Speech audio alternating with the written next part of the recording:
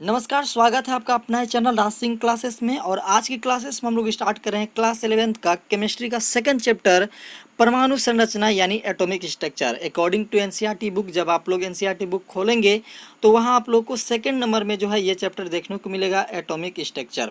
ये काफ़ी important chapter है, तो बिल्कुल आप लोग जो है बने रहना है, कंटिन्यू रहना है। और जो भी जो है मैं इसमें पढ़ाऊँगा सबको जो है साथ में आप लोग कॉपी में नोट करते चलना है। ओके, काफ़ी अच्छी तरह से आप लोग जो है कॉपी में नोट बना के रखिएगा, क्योंकि इसका जो है यूज 11 से ज़्यादा आपका क्लास 12 में होने वाला है। ये इस बात की 100% गारंटी है। 11th में तो जो यूज होगा ही होगा, क्लास 12 में भरपूर यूज है एटॉमिक स्ट्रक्चर का। तो ये बात आप लोग कभी जो है ना सोचिएगा कि क्लास 11th में तो क्लास 12th में यूज नहीं होगा। 100% जो है काफ़ी यूज है एटॉमिक स्ट्रक्चर का। ओके, तो बिल्कुल आप लोग को इन सभी चीज़ों को जो है नोट डाउन करते चलना है। तो चलिए स्टार्ट करते हैं। देखिए, अगर हम बात करें इम्पोर्टेंट की, तो इम्पोर्टेंट तो मैं आप लोग को बता दिया कि क्लास 11th में जो इम्पोर्टेंट है ही, साथ में 12th में भी काफ़ी कॉन्सेप्ट जो है यूज होता है इसका। तो ये इम्पोर्टेंट की बात हो गई। अब देखिए हम लोग मेनली स्टार्ट करते हैं। आप लोग बोलेंगे एटॉमिक स्ट्रक्चर में जो हम लोग को पढ़ना क्या पड़ता है, तो आप लोग जो है इसका जो है चैप्टर के नाम से ही समझ पा रहे होंगे कि इसमें मेनली हम लोग किसके बारे में पढ़ते हैं, एटम के बारे में पढ़ते हैं। अभी तक जो भी क्लास 9 10th में हम लोग एटम के बारे में पढ़े थे, उसे थोड़ा सा डीप हम लोग पढ़ने वाले हैं क्लास 11th में। ओके, जैसा कि आप लोगों को पता है कि क्लास 9th में भी पढ़े थे एटम के बारे में, क्लास 10th में भी एटम के बारे में पढ़ते आ रहे हैं।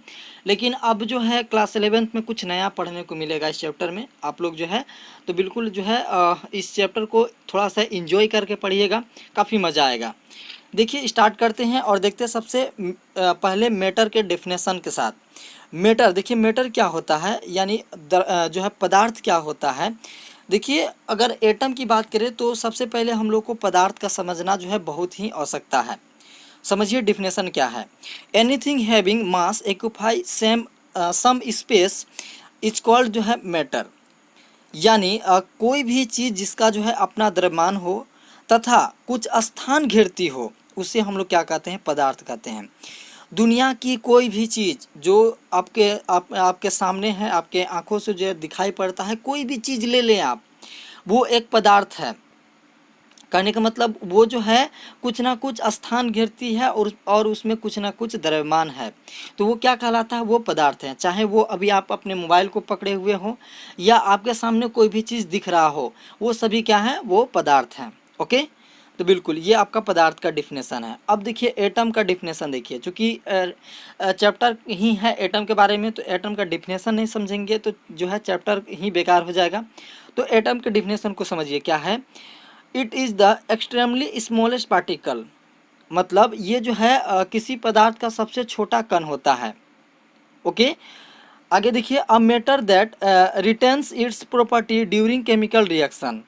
यानी ये जो है आपका अभिक्रिया के दौरान अपने गुण को जो है बनाए रखता है। यानी किसी पदार्थ का सबसे छोटा कण को हम लोग क्या कहते हैं, एटम कहते हैं, जो कि रासायनिक अभिक्रिया के दौरान जो है अपने गुण को बनाए रखता है।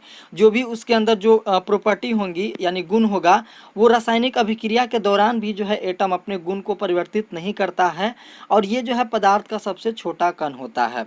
अब काफ़ी लोग सोच रहे होंगे, इस चीज़ को फील ही नहीं कर पा रहे होंगे कि आखिर एटम पदार्थ का सबसे छोटा कण जो हम बोल रहे हैं वो हम किस चीज़ का बात कर रहे हैं। तो थोड़ा सा यहाँ पे फील कीजिए। देखिए एटम किस चीज़ के बारे में हम लोग पढ़ने जा रहे हैं, थोड़ा सा फील कीजिए। देखिए जो भी मैंने अभी यहाँ पे क्या बोला कि पदार्थ जो है, जो भी दुनिया में जो भी चीज़ें आपको दिख रही हैं वो पदार्थ है। किसी एक चीज़ को आपको जो है एग्जाम्पल मान लेना है। मान के चलिए आपका मोबाइल ही जो आप पकड़ के जो है हाथ में अभी देख रहे हैं, या अपने लैपटॉप पे देख रहे हैं, या अपने माउस को पकड़े हुए हैं, तो मान के चलिए उसी पदार्थ, वो एक पदार्थ है। तो उसको अगर हम पदार्थ मान ले तो हम लोग क्या कर रहे हैं कि किसी भी पदार्थ के सबसे छोटा कण, यानी आप अगर माने हैं मोबाइल को एक पदार्थ, तो मोबाइल का सबसे छोटा कण सोचिए ना, अगर मोबाइल बनते समय कैसे बना होगा, इसका छोटा जो कण जो है, एकदम सबसे छोटा कण जहाँ से स्टार्टिंग हुआ होगा। यानी एक घर बनते समय जो है सबसे छोटा कण क्या होता है, एटम ही होता है। बड़े बड़े मंजिल में जो छोटे छोटे ईंट जोड़ जोड़ कर क्या किया जाता है, बड़े बड़े मंजिल का निर्माण किया जाता है।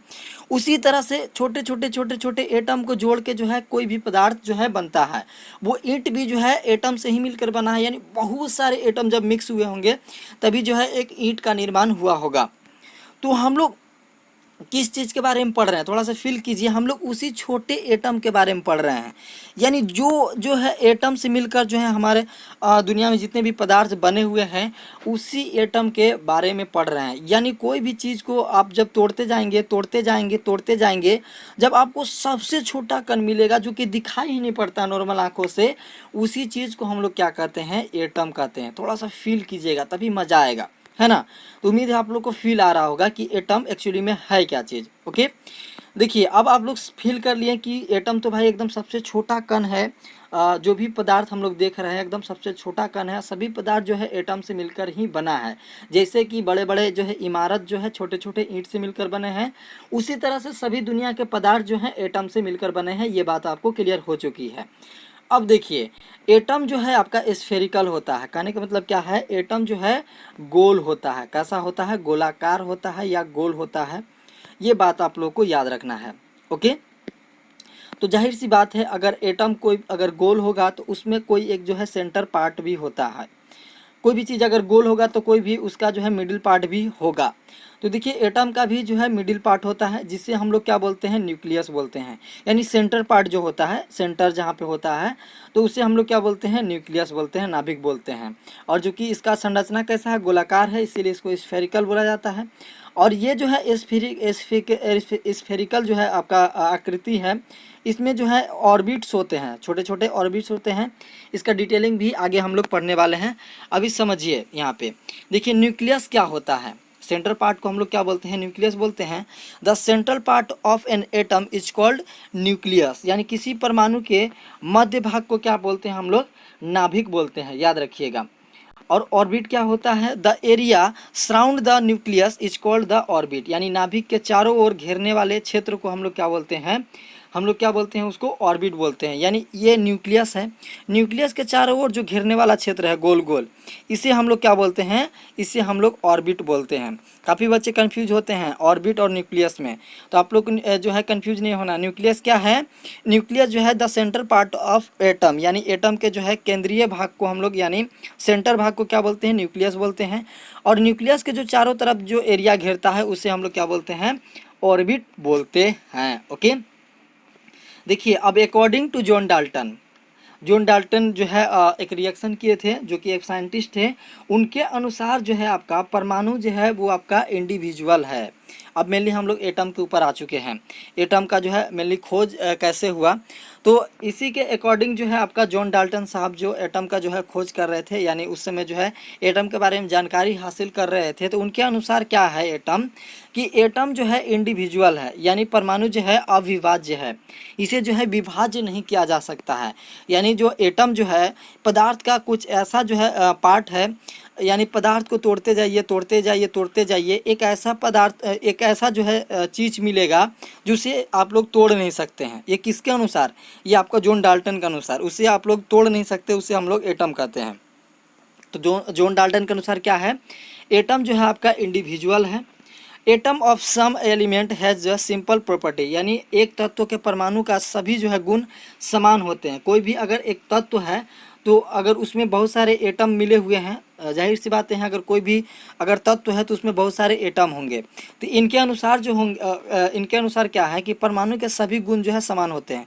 यानी जितने भी एटम जो है मिले होंगे एक तत्व के निर्माण में, सभी एटम का जो है गुण क्या होगा, वो सेम ही होगा। Atom of different different element has different different property, यानी अलग अलग तत्व के जो है परमाणु के गुण अलग अलग होते हैं। ये अकॉर्डिंग टू जॉन डाल्टन है। आगे हम लोग अलग साइंटिस्ट के बारे में भी पढ़ेंगे जो कि अलग जो है एटम के बारे में राय को बताते हैं। तो अभी हम लोग अकॉर्डिंग टू जॉन डाल्टन के बारे में मुख्य बातें क्या सीखे कि एटम जो है इंडिविजुअल है, यानी ये अविभाज्य है, इसे तोड़ा नहीं जा सकता है। और एटम के जो भी एटम यूज होते हैं तत्व के निर्माण में, वो सभी एटम का जो है प्रॉपर्टी जो होता है वो सेम होता है। डिफरेंट डिफरेंट जो है डिफरेंट डिफरेंट जो है आपका एलिमेंट में जो है डिफरेंट डिफरेंट जो है एटम की प्रॉपर्टी जो है देखने को मिलती है। यानी अलग अलग तत्वों के परमाणु के जो है गुण अलग अलग होता है। ओके, यहाँ तक क्लियर है। आगे देखिए, एटम जो है थ्री सब्सटेंस, एटम जो है आपका तीन जो है इसका पार्टिकल होता है, मुख्यतः इलेक्ट्रॉन, प्रोटॉन तथा न्यूट्रॉन। ओके, तो चलिए अब हम लोग समझते हैं कि इलेक्ट्रॉन क्या होता है। देखिए इलेक्ट्रॉन जो होता है वो आपका क्या होता है समझिए। यहाँ पे electron resolve around the nucleus, यानी इलेक्ट्रॉन जो है नाभिक के चारों ओर जो है चक्कर लगाता है। अभी हम लोग क्या बोले कि न्यूक्लियस के चारों तरफ जो है ऑर्बिट होते हैं, जो कि जो एरिया जो होता है न्यूक्लियस के चारों ओर जो सराउंडिंग होता है वो क्या होता है, ऑर्बिट होता है। तो एटम क्या है कि एटम जो है वो आपका न्यूक्लियस के चारों ओर चक्कर लगाता है। एटम क्या करता है, एटम जो है न्यूक्लियस के चारों ओर क्या करता है, चक्कर लगाता है। और प्रोटॉन और न्यूट्रॉन जो है प्रोटॉन और न्यूट्रॉन जो है वो आपका न्यूक्लियस के अंदर प्रेजेंट रहता है।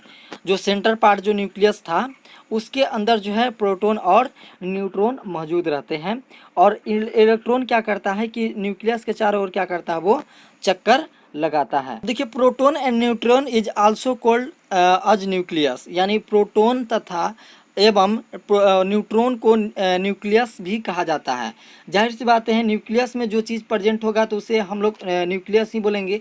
यानी न्यूक्लियस में यहाँ पे मेनली क्या है, यहाँ पे न्यूट्रॉन और जो है आपका प्रोटॉन दोनों प्रेजेंट रहते हैं न्यूक्लियस के अंदर। तो हम लोग न्यूट्रॉन आपका न्यूट्रॉन और प्रोटॉन को हम लोग क्या बोल सकते हैं, इसे न्यूक्लियस भी बोलते हैं। तो ये जो है आपका इलेक्ट्रॉन प्रोटॉन और न्यूट्रॉन जो था ये एक्चुअली में है क्या चीज़, इस बात को समझिए आप लोग। इलेक्ट्रॉन अभी समझिए कि इलेक्ट्रॉन क्या करता है कि न्यूक्लियस के चारों ओर चक्कर लगाता है। प्रोटॉन आपका न्यूट्रॉन जो है वो न्यूक्लियस के अंदर प्रेजेंट रहता है।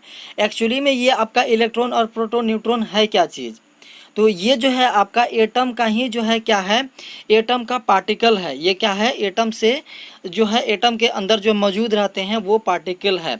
अभी जो हम लोग एटम के बारे में पढ़े हैं तो एटम के अंदर ये चीज़ मौजूद रहते हैं, इलेक्ट्रॉन प्रोटॉन और न्यूट्रॉन। न्यूट्रॉन और जो आपका प्रोटॉन वो आपका न्यूक्लियस के अंदर रहता है, और इलेक्ट्रॉन जो होता है वो एटम के अंदर जो है वो चक्कर लगाते रहता है। ओके, तो चलिए अब आगे बढ़ते हैं। Every particle has two fundamental property, यानी किसी भी जो है पार्टिकल का जो है दो फंडामेंटल प्रॉपर्टी होता है, मास एवं चार्ज। यानी कोई भी जो तत्व होते हैं यानी पार्टिकल होते हैं, जो भी कण होते हैं, उसका दो फंडामेंटल प्रॉपर्टी होता है। वो क्या होता है, उसका मास और उसका चार्ज, उसका द्रव्यमान और उसका आवेश। यानी अगर पूछे आपसे कि किसी भी जो है पार्टिकल का जो है फंडामेंटल प्रॉपर्टी क्या होता है, तो फंडामेंटल पार्टिकल क्या होता है आप लोगों का, मास तथा चार्ज होता है। ओके, देखिए मास ऑलवेज अट्रैक्ट ईच अदर, द्रव्यमान जो है हमेशा एक दूसरे को जो है आकर्षित करता है। ओके, और यहाँ पे जैसे ग्रेविटेशनल फोर्स जो है वो क्या करता है, अट्रैक्ट करता है। तो मास जो है ऑलवेज जो है अट्रैक्ट करता है ईच अदर, यानी द्रव्यमान जो है हमेशा एक दूसरे को जो है आकर्षित करता है। चार्ज जो है आपका may be attract repel each other, और आवेश जो है अट्रैक्ट भी करता है और आपको जो है रिपेल भी करता है। तो ये गुण होता है आपका चार्ज का। और मास का क्या गुण है कि ये जो है ऑलवेज जो है अट्रैक्ट करता है, अट्रैक्ट करता है, यानी एक दूसरे को जो है हमेशा खींचता है। ये मास का जो है प्रॉपर्टी है। और चार्ज का प्रॉपर्टी क्या है कि खींचता भी है और ये क्या करता है, रिपेल भी करता है। रिपेल करने का मतलब क्या है कि किसी को धक्का दे देना, किसी को धक्का दे देना वो आपका क्या है, वो रिपेल है। और किसी को जाके आपको जो पकड़ लेना वो क्या है, अट्रैक्शन है, यानी अट्रैक्ट है। ओके, तो आप लोग को याद रखना है इस चीज़ को। चार्ज का प्रॉपर्टी क्या है, चार्ज का दोनों प्रॉपर्टी है। वो किसी चीज़ को अट्रैक्ट भी कर सकता है और किसी चीज़ को क्या कर सकता है, रिपेल भी कर सकता है, धक्का भी मार सकता है और पकड़ भी सकता है। लेकिन मास का प्रॉपर्टी क्या है, वो आपको ऑलवेज जो है पकड़े रखता है, यानी अट्रैक्ट करता है। ओके, अब देखिए यहाँ पे एटॉमिक नंबर मेन है। यहाँ पे एटॉमिक नंबर क्या होता है समझिए। It is the number of proton present in atom is denoted by Z. देखिए किसी भी परमाणु में मौजूद प्रोटॉन की संख्या को परमाणु संख्या कहा जाता है। ये आप लोग को याद रखना है। परमाणु संख्या अभी आप लोग क्लास 9-10 में बहुत पढ़े होंगे। परमाणु संख्या, हीलियम का कितना होता है, हाइड्रोजन का कितना होता है, गोल्ड का कितना होता है, ये सब बहुत चीज़ें जो आप लोग पढ़े थे। तो अभी आप लोग डिफिनेशन समझिए कि एटॉमिक नंबर एक्चुअली में होता क्या है। एटॉमिक नंबर क्या होता है, प्रोटॉन की संख्या होता है। क्या होता है, प्रोटॉन की संख्या होता है। अभी आप बोलेंगे प्रोटॉन क्या होता है, तो प्रोटॉन जो है न्यूक्लियस में जो प्रेजेंट होता था, अभी तुरंत आप लोग पढ़े हैं कि जो न्यूक्लियस में प्रेजेंट था आपका प्रोटॉन, उसे ही हम लोग क्या बोलते हैं, मतलब प्रोटॉन जो न्यूक्लियस में प्रेजेंट होता था उसे ही हम लोग क्या बोलते हैं, एटॉमिक नंबर बोलते हैं, यानी किसी न्यूक्लियस में जितने प्रोटॉन मौजूद होंगे उस एटम उसे उतना ही जो है एटॉमिक नंबर होगा। यानी अगर किसी एटम में प्रोटॉन की संख्या 10 है तो उसका कितना एटॉमिक नंबर कितना हो जाएगा, 10 हो जाएगा। अगर किसी जो है एटम में प्रोटॉन की संख्या 20 है तो उसका एटॉमिक नंबर कितना हो जाएगा, एटॉमिक नंबर 20 हो जाएगा। कहने का मतलब है जितना प्रोटॉन की संख्या होता है उसे ही हम लोग क्या बोलते हैं, एटॉमिक नंबर बोलते हैं। और इसे हम लोग किससे सूचित करते हैं, इससे हम लोग जेड से सूचित करते हैं। किससे सूचित करते हैं, जेड से सूचित करते हैं। तो अभी तक आप लोग जो रट्टा मारते थे ना, एटॉमिक, हीलियम का, नियोन का, प्रोटॉन का, ये सब जो हीलियम का, नियोन, ये सब जो एटॉमिक नंबर क्या होता है, तो एटॉमिक नंबर अभी याद रखिएगा आप लोग कि एटॉमिक नंबर यानी किसी भी एटम में प्रेजेंट प्रोटॉन की संख्या को जो है एटॉमिक नंबर कहलाता है। ओके, चलिए आगे बढ़ते हैं। देखिए यहाँ पे नोट है, कुछ आप लोग को याद रखना है। यहाँ पे atomic is always natural because number of proton is equal to number of electron. देखिए ये पे क्या कर रहा है, परमाणु हमेशा जो है उदासीन होता है क्योंकि प्रोटॉन की संख्या इलेक्ट्रॉन की जो है समान होता है। ये एक बात आप लोग को मैं बताना चाहूँगा कि ये जो इलेक्ट्रॉन जो होता है, ये जो इलेक्ट्रॉन होता है, इस पे जो चार्ज होता है वो माइनस होता है। क्या होता है, चार्ज जो होता है वो माइनस होता है।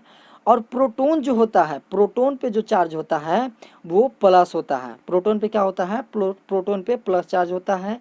इलेक्ट्रॉन पे क्या होता है, माइनस चार्ज होता है। और यहाँ पे एटम का एक जो है खासियत है कि जितना एटम में प्रोटॉन की संख्या होता है उतना ही इलेक्ट्रॉन की संख्या होता है। तो अब हमको बताइए, जितना प्लस चार्ज उतना ही माइनस चार्ज, तो ये एक दूसरे को क्या करेगा, ये एक दूसरे को क्या कर देगा, ख़त्म कर देगा। इसीलिए जो है एटम जो है हमेशा उदासीन रहता है, यानी इस पर कोई चार्ज जो है नहीं देखने को मिलता है। यानी जितना प्रोटॉन पे प्लस चार्ज होगा उतना इलेक्ट्रॉन का माइनस चार्ज है, जितना प्लस है उतना माइनस है, दोनों खपत हो गया तो ये क्या हो जाता है, उदासीन हो जाता है। तो इस बात को आप लोग को याद रखना है कि परमाणु जो है हमेशा उदासीन होता है। क्यों उदासीन होता है, क्योंकि इसमें जितने प्रोटॉन की संख्या होती है उतनी ही इलेक्ट्रॉन की संख्या होती है। प्रोटॉन पे पॉजिटिव चार्ज होता है, इलेक्ट्रॉन पे नेगेटिव चार्ज होता है, जिसके कारण जो है ये एक दूसरे को कट जाते हैं और कटने के बाद जो है यह उदासीन हो जाता है। ओके, तो आई होप आप लोगों को समझ में आ चुका होगा। देखिए अब नेक्स्ट है मास नंबर। मास नंबर क्या होता है समझिएगा यहाँ पे, it is the sum of number of proton and number of neutron present in the nucleus of an atom, it is denoted by A. देखिए मास नंबर क्या होता है, मास नंबर यहाँ पे समझिएगा हिंदी में कि किसी भी जो है आपका न्यूक्लियस में जितना प्रोटॉन की संख्या होता है, जितना न्यूट्रॉन की संख्या होता है, जब दोनों का आप जोड़ देंगे तो वही क्या होता है, मास नंबर कहलाता है, द्रव्यमान संख्या कहलाता है। मास नंबर क्या कहलाता है, एक बार फिर से, एक न्यूक्लियस में जितना प्रोटॉन की संख्या होती है, जितनी न्यूट्रॉन की संख्या होती है, जब दोनों को आपस में जोड़ देते हैं तो वही हम लोग का क्या कहलाता है, मास नंबर कहलाता है। आई होप आपको समझ में आ चुका होगा। यानी इसे हम लोग सूचित करते हैं किससे, ए से सूचित करते हैं। यानी ए इक्वल टू क्या होगा, P into N. P into N, P से होगा प्रोटॉन और N से होगा न्यूट्रॉन।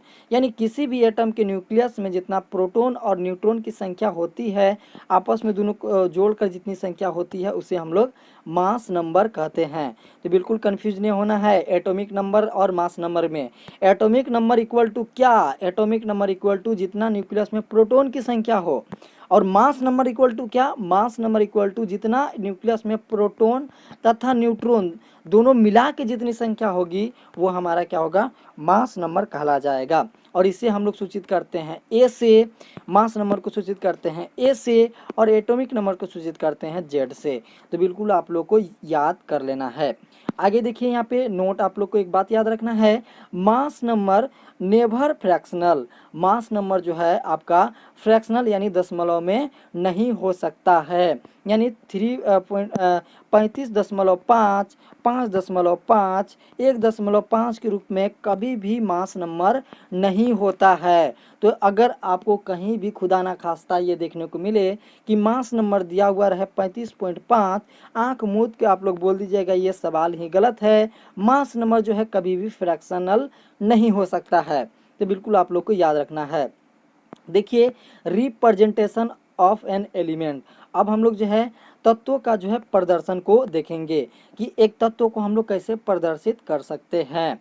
तो एक तत्व को जो हम लोग प्रदर्शित कर सकते हैं हम लोग कुछ इस तरह से, यानी x, और x के ऊपर जो हम लोग मास नंबर लिख सकते हैं और नीचे हम लोग एटॉमिक नंबर लिख सकते हैं और यहाँ पे सिंबल होता है। जैसा कि आप लोग पीरियोडिक टेबल में देखे होंगे, जैसे हाइड्रोजन है, हाइड्रोजन के ऊपर 1 लिखा हुआ होगा और इधर भी 1 लिखा हुआ होगा। इसका मतलब क्या है, यहाँ पे एलिमेंट कौन है, एलिमेंट यहाँ पे हाइड्रोजन है। एलिमेंट क्या है, हाइड्रोजन है, और एक इसमें जो है मास नंबर है और एक इसका एटम है। ओके, जैसा कि आप लोग ऑक्सीजन को देखे होंगे, ऑक्सीजन के नीचे 8 और ऊपर 16 लिखा हुआ रहता है, यानी इसका जो है एलिमेंट क्या है, ऑक्सीजन है, और ऊपर ये आपका मास नंबर दिया हुआ रहता है और ये जो है आपका इसमें एटॉमिक नंबर दिया हुआ रहता है। तो किसी भी एलिमेंट को हम लोग कैसे प्रेजेंट करते हैं, बीच में इसका सिंबल को रखते हैं, ऊपर मास नंबर को रखते हैं और नीचे की तरफ क्या रखते हैं, एटॉमिक नंबर को रखते हैं। और यही आपका जो है रिप्रेजेंटेशन है किसी भी एलिमेंट का। तो आप लोग को इसको याद कर लेना है और आपको इसको अच्छी तरह से कॉपी में फेयर करके भी लिखना है। देखिए एग्जाम्पल स्वरूप मैंने यहाँ पे लिखा है हाइड्रोजन, यानी ये आपका मास नंबर है। जैसे आपको ये आकृति दिखे तो आपको समझना है कि हाइड्रोजन जो है आपको दिया हुआ है, ऊपर जो क्या होगा वो आपका मास नंबर होगा, नीचे क्या होगा, ये आपका एटॉमिक नंबर है। तो आपसे पूछे अगर इस तरह से दिया हुआ रहे C6 और H12 और आपसे पूछे कि एटॉमिक नंबर क्या होगा, तो आंख मूंद के आपको बताना है कि एटॉमिक नंबर इसका क्या है। एटॉमिक नंबर जो है इसका 6 है, और मास नंबर पूछे तो मास नंबर कितना है, इसका कितना है, 12 है, किसका, कार्बन का। तो आप लोग जो है आकृति देखकर ही सारी चीज़ों को जो है क्लियर रूप से बता पाएंगे। इस तरह से आपको आकृति देखने को मिलेगा। ऑक्सीजन ऊपर 16, नीचे जो है आपका 8। तो आपको क्या आपसे पूछे कि एटॉमिक नंबर कितना होगा, तो डायरेक्ट आपको बताना है कि एटॉमिक नंबर इसका क्या हो जाएगा, एटॉमिक नंबर इक्वल टू 8 हो जाएगा और मास नंबर इक्वल टू क्या हो जाएगा, 16। तो इस तरह से जो है किसी भी एलिमेंट का रिप्रेजेंटेशन होता है। ऊपर क्या होता है, मास नंबर होता है, नीचे जो होता है आपका क्या होता है, एटॉमिक नंबर होता है। तो आपको कंफ्यूज बिल्कुल नहीं करना है। अब देखिए हम लोग यहाँ पे एक जो है टॉपिक ही बना दिए हैं कि how to find out the number of proton, electron, neutron is an atom, यानी किसी भी परमाणु में इलेक्ट्रॉन, प्रोटॉन, न्यूट्रॉन की संख्या को कैसे ज्ञात किया जा सकता है। आपके सामने एक एग्जाम्पल दिया हुआ है, सी ऊपर जो है आपका 14 दिया हुआ है, नीचे जो है आपका 6 दिया हुआ है। अब आपसे पूछ रहा है कि इसका जो है एटॉमिक नंबर कितना होगा, जेड इक्वल टू कितना होगा।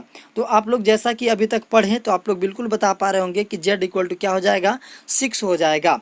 वहीं पे अगर हम पूछें आपसे कि इसका जो है एटॉमिक मास कितना हो जाएगा, तो वो मास कितना हो जाएगा, वो हो जाएगा आपका 14, यानी 14 जो है ऊपर की तरफ दिया हुआ है। अब समझिए यहाँ पे अगर हम आपसे पूछे कि इलेक्ट्रॉन की संख्या कितनी होगी, इलेक्ट्रॉन की संख्या कितनी होगी, तो अब आपको दिमाग चलाना पड़ेगा यहाँ पे कि जो है यहाँ पे जो है एटॉमिक नंबर 6, हम लोग ये समझ गए कि एटॉमिक नंबर 6 है। तो अब आपको डिफिनेशन याद करना होगा कि एटॉमिक नंबर एक्चुअली में होता क्या है। एटॉमिक नंबर क्या होता है, एटॉमिक नंबर किसी भी एटम में प्रोटॉन की संख्या जितनी होती है उसी को जो है हम लोग एटॉमिक नंबर कहते हैं। तो अगर आपसे पूछे कि इसमें प्रोटॉन की संख्या कितनी है, तो धड़ाक से आपको सोचना पड़ेगा कि अरे अगर इसका जो है एटॉमिक नंबर 6 है तो प्रोटॉन की संख्या कितनी हो जाएगी, प्रोटॉन की संख्या भी क्या हो जाएगी, 6 हो जाएगा।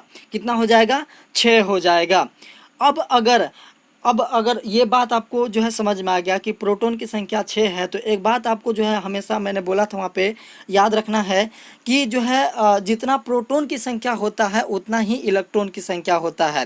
क्यों होता है, क्योंकि जो है एटम उदासीन होता है। उदासीन क्यों होता है मैंने काफ़ी समझाया था वहाँ पे।